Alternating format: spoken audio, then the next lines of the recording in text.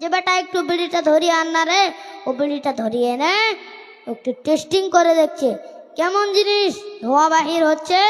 ও testing করতে করতে বিড়ি খেতে শিখে গেল। তাহলে দোষ কার? দোষ হলো বাবার।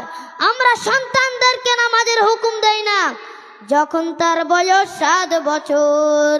7 বছর হলো নামাজ পড়ে না, 8 বছর হলো নামাজ পড়ে না, 9 বছর হলো তবুও নামাজ পড়ে না, 10 বছর হলো তবুও নামাজ পড়ে না।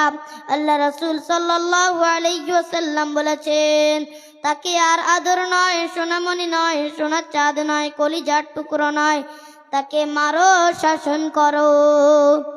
10 বছরের সন্তান নামাজ না পড়তে চাইলে তাকে মারতে হবে, শাসন করতে হবে।